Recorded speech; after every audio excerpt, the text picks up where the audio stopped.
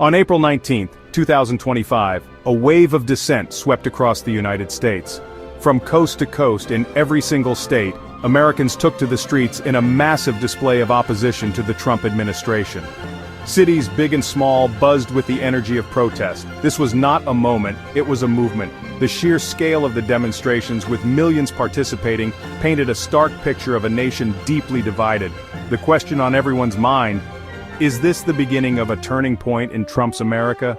The protests were about more than just disagreement with policies. They represented a deep-seated fear for the future of American democracy. Many saw Trump's actions as eroding the very foundations of their nation.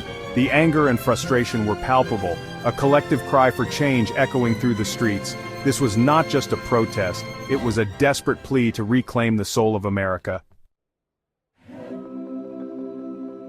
At the heart of these historic protests was the 50501 movement. This decentralized grassroots organization, with its name signifying 50 protests in 50 states, one movement, emerged as a leading force of resistance against the Trump administration. Founded on the principles of pro-democracy, the 50501 movement advocates for the preservation of the Constitution, opposing executive overreach and promoting nonviolent action. What sets the 50501 movement apart is its focus on building community resilience. Through initiatives like mutual aid and support networks, they aim to empower individuals and communities to resist authoritarianism at the grassroots level. Their message is clear: change starts at home. With each act of solidarity, each conversation, each effort to support one another. The April 19th protests were fueled by a confluence of grievances against the Trump administration. Central to the demonstrators' anger was the president's perceived assault on democratic institutions.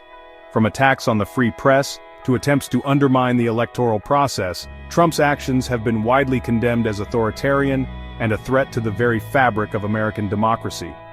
Adding fuel to the fire are the administration's policies. Protesters are particularly outraged by the mass federal layoffs overseen by Elon Musk's Department of Government Efficiency, the increasingly draconian immigration crackdowns, and the general erosion of civil liberties. For many, these policies represent a betrayal of American values and a dangerous slide towards tyranny. The April 19th protests were a culmination of months of growing unrest. The 50501 movement had previously organized 3 nationwide demonstrations since Trump's inauguration in January 2025. These protests, each larger than the last, demonstrated the growing strength and reach of the movement and set the stage for the massive mobilization on April 19th. Millions participated, signaling a potential turning point in public opinion.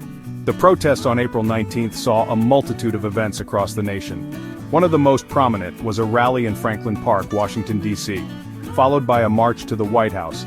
This particular event highlighted the plight of Kilmar Abrego Garcia, a Salvadorian man wrongly deported.